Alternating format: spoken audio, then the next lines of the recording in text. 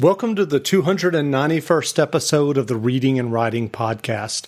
I'm your host, Jeff Rutherford. Stay tuned for my interview with novelist Poppy G., author of the new novel, Vanishing Falls. Stay tuned for the interview.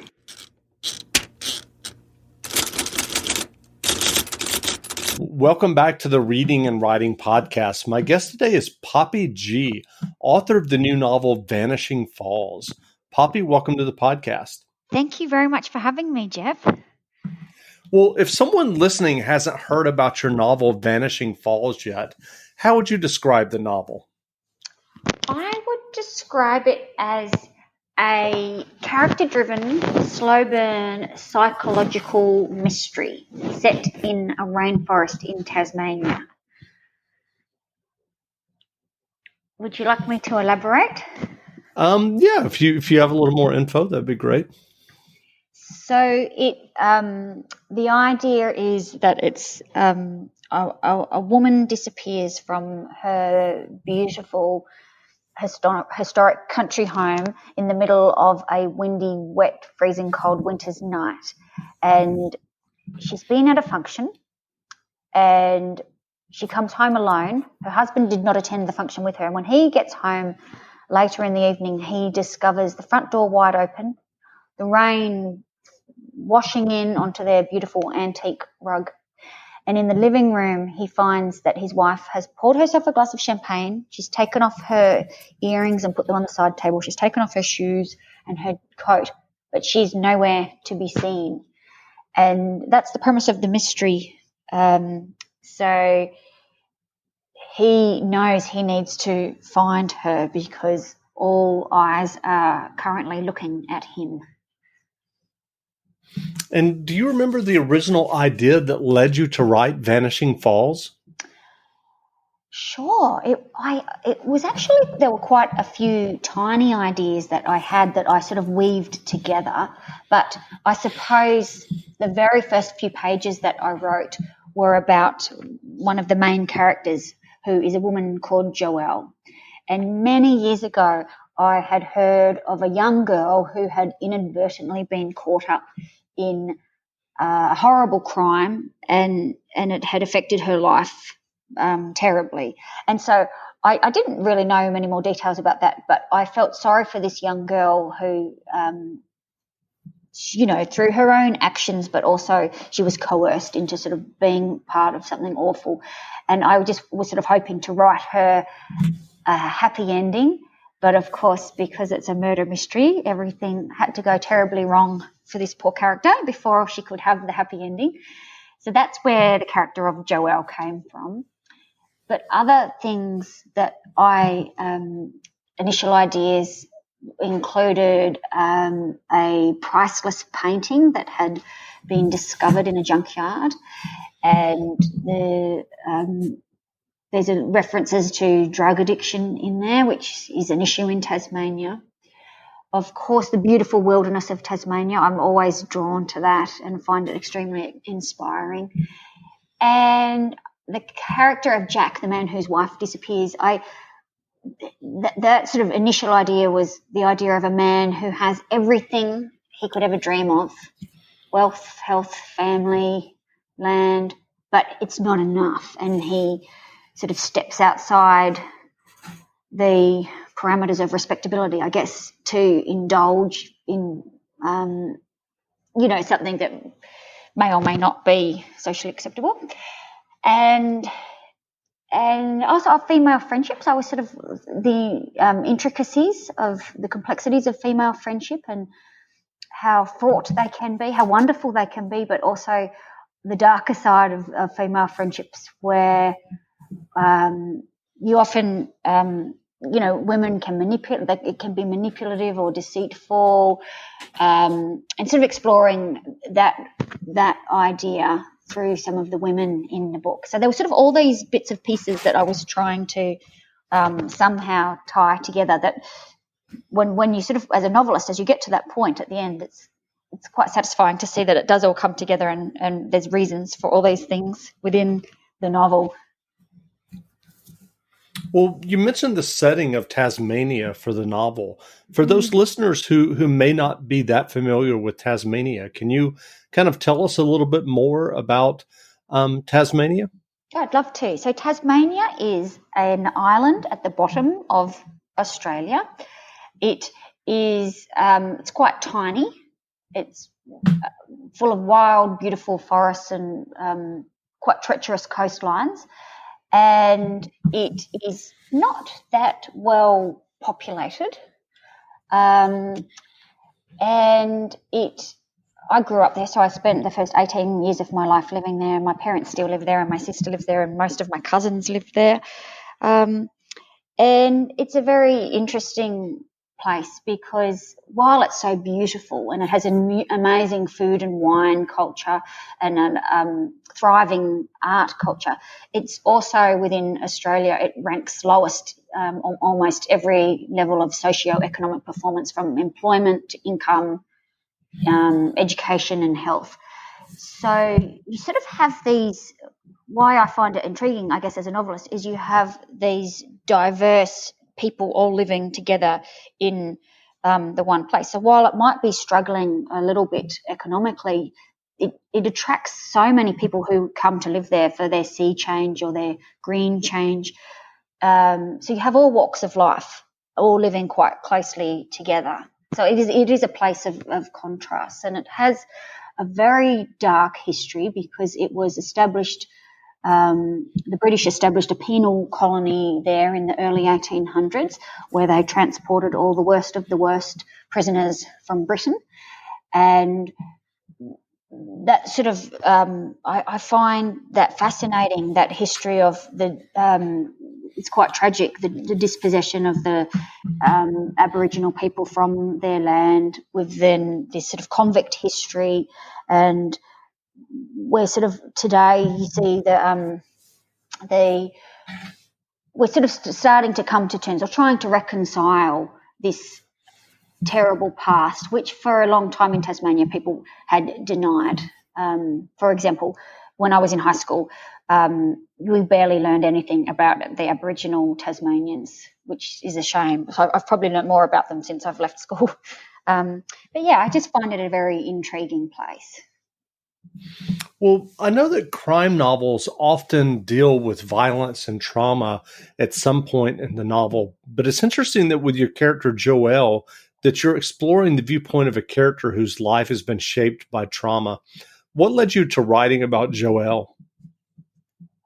Yeah, she is a character who you could describe as neurodiverse. Her brain does not work in the same way as most people. So she struggles to read or write very well, and she struggles to read social cues, but then she's very good at other things. Like, she's very sociable and very warm and engaging and charismatic.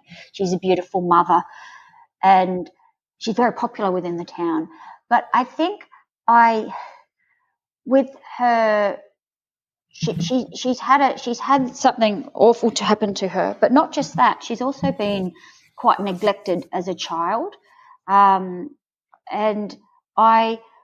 what I was hoping to do is, and maybe it's idealistic, but to write a character who overcomes that. So often you do have in these, like you said, in darker mystery novels, in crime novels, you have tortured characters, and that's why they're so complex. But I actually think Joelle, yes, she has survived some trauma. She has survived a childhood that was lacking in many regards, but through love and people sort of embracing her, this little village embraces her, she triumphs over that, and she's trying to live the best life she possibly can. She's the happiest character in the book.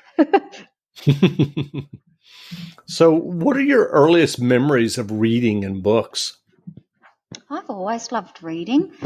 I love my mum used to read to us a lot when we were children, and as soon as I could read by myself, I would often sneak off with a book, and remember hiding from Mum so I could read, thinking it must be something that's naughty because it's so much fun to go and read your book somewhere while she doesn't know where I am. We loved our house was full of books. Mum was a big reader, so we would have started on the Enid Blyton books, The Faraway Tree, and The Wishing Chair.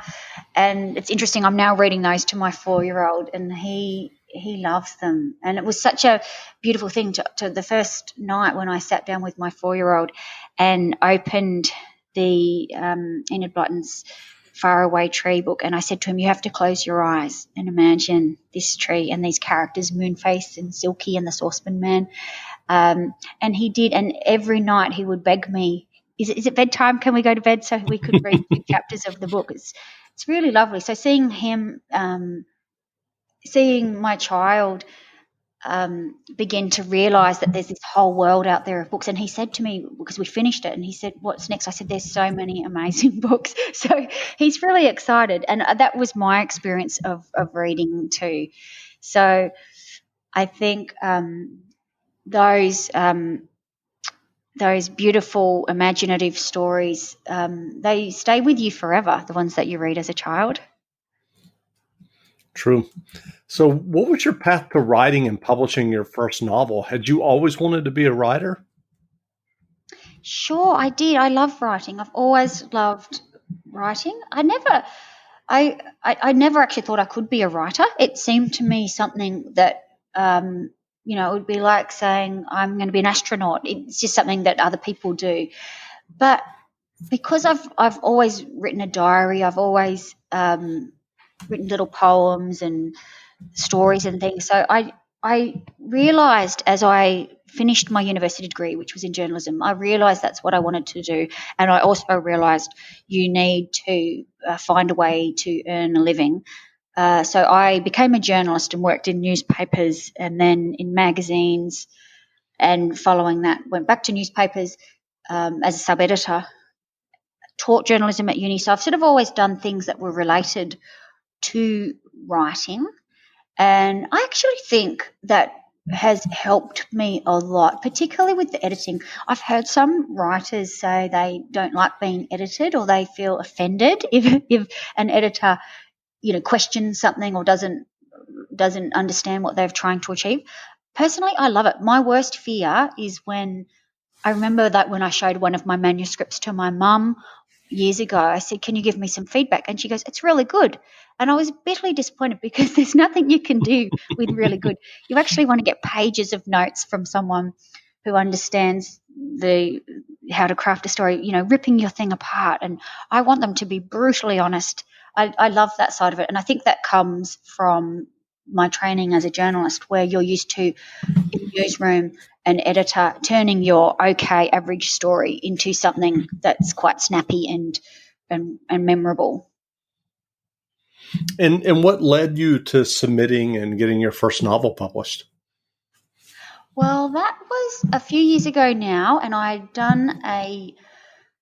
I'd realised that in Australia, quite a few of the novelists who I admired had done some like they'd done a master's or a PhD or something similar in tertiary education. So I thought I'll do a master's in creative writing, and I wrote a novel through that process. So I was doing that when my children were babies, and when I finished that 2-year course, it was I remember it was summer, it was December. I was sitting here one evening with a Friday night with my husband having a glass of wine, and I Googled literary agent New York, and all the lists of all those big literary agencies came up, and then I trawled through those websites and found one that looked very pretty, and then I found within that agency an agent who she had represented books that I'd liked, that I thought were a bit similar to mine, and she seemed to like the same kind of books as me because they have their little profile there. So I contacted her, and her name's Julia Kenny, and she read my manuscript and offered representation, and that we still work together today. She's an amazing editor, and I will be grateful to her forever. I've said to her before, you waved the magic wand for me, so that was. So I was lucky though. I know. And that was the first person you emailed? Yes. Or contacted? Yes, and she said that's what she found attractive, is that in my cover letter I said you're the first agent that I've spoken to. That's an amazing story. It is an amazing story. And my mentor at the time, who was my supervisor at university, he's a famous Australian author, he said, don't tell anyone because people will get jealous or they'll think that's what should happen, and it never happens. So hopefully my luck hasn't run out there. So when you were working on your first novel, were there any specific areas of writing a novel that you had to figure out, characterization or plotting or dialogue or setting? Yeah, absolutely. I mean, obviously I feel I'm constantly improving, where the more you do something, the more you can find ways to do it better. But I find my characters and my landscape come quite naturally. The dialogue, I can just sort of hear it as I'm writing it. But the writing a mystery or a psychological thriller, there's so much more than just telling a story. It's a puzzle, and you want to provide all the pieces of the puzzle so that the reader is sort of slotting it all together, but not working it out too soon. But they, I think if you I think the experts say a reader needs to sort of work it out 10 or 15 pages before the protagonist does. So I think that's the bit that I find hard. I think that's kind of the science side of it in a way, because it's got to have pace and balance to make it work as a mystery. And yeah, it doesn't come easily. It's something I really have to think about and reflect on and work at to try and make sure it's coming together properly. And what is the writing process like for you for these two novels? Do you plot them out completely before you sit down to write the novel, or is it a more organic process? What has that been like for you? I wish I could just plot them out. I wish I could sit down and write down bullet points for each chapter and then knock it out. And I reckon I could have it written in under 8 weeks. But unfortunately, I just write whatever pops into my head. And so generally it takes me sort of like about 2 years. Hopefully I will get faster. No, I do. It's very organic. But I write how I read. So, when you're reading and you don't know what's going to happen next, and you just get so sort of lost in it. I feel that is a little bit how I write. Obviously, at the end, you sort of have to go back through and make sure that every scene is there for a purpose. But yeah, it's not an efficient use of time, that's for sure. So what writing advice would you offer for listeners who are working on their own stories or novels? Oh, look, I think that people that write, they write because they love to, and I think you have to write thinking no one's ever going to read it. And I think there's something quite wonderful to write in that way. And I know I've heard more established writers talk about it a little bit differently, and I understand where they're coming from, and they admit they write for their reader, and they're thinking about their reader the entire time. But I think if you need to write with your heart, and that's how you'll get something that's original and unique. As an emerging writer, I'm sure that the established writers know exactly what they're doing. But I think when you're starting out, you do sort of have to. You do it because you love it, because there's a really good chance no one will read it, sadly. But I mean, I could tell you, before my first novel was published, I wrote 5 manuscripts, and no one will ever read those. They're sitting in a box somewhere. And have you ever gone back to look at them? Oh, you do, but then you sort of cringe and go, ew. I wrote one between my last novel and this novel, and it was set in 1837 on a sheep station in Tasmania.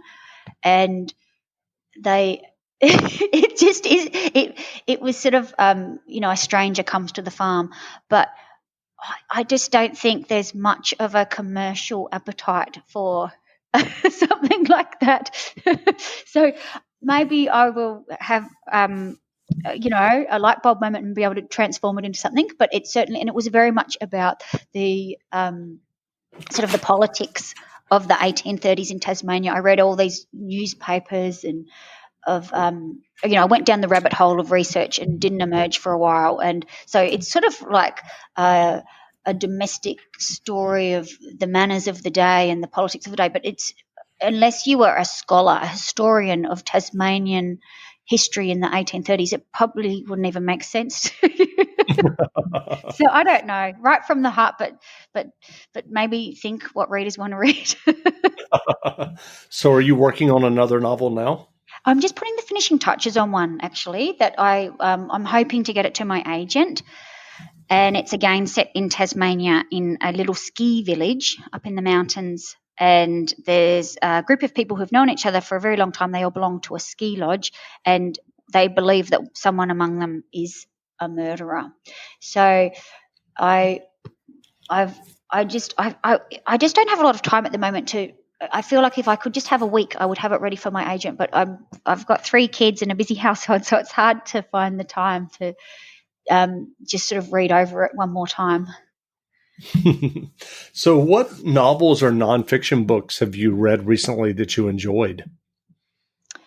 Well, I've just finished The Bluffs by Kyle Perry, which is set in Tasmania, not far from where my novel is set, and that's his debut, and I love a debut novel. I just think they're so refreshing and exciting, and his is a murder mystery with a sort of supernatural element to it. Last night I finished, in the middle of the night because I woke up and couldn't get back to sleep, I finished reading the Lucy Foley book, The Guest List. So that was that's quite a good book. And what else have I read? I've actually read quite a few books lately. One of my favourites was Where the Crawdads Sing by Delia Owens. And yeah, I don't think you're the only person to read that. Non-fiction at the moment. Great. Well, where can people find you online if they'd like to learn more about you and your novel? My website is poppyg.com, and if they go to that website, they can find, I've got Instagram, Facebook, and Twitter, so they can find those social media handles there. Great. Well, again, we've been speaking with Poppy G, author of the new novel Vanishing Falls. The novel is available now, so go buy a copy. And Poppy, thanks for doing this interview. Oh, you're welcome, Jeff. It was a pleasure talking to you. Great.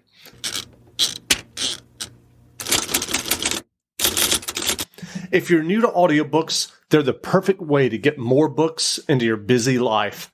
Listen to audiobooks during your commute, while doing chores, walking the dog, or just relaxing at home. All you need is a smartphone and the free Libro.fm app. If you already love audiobooks and don't know what to listen to next, check out recommendations and curated lists from people who know audiobooks best, your local bookseller.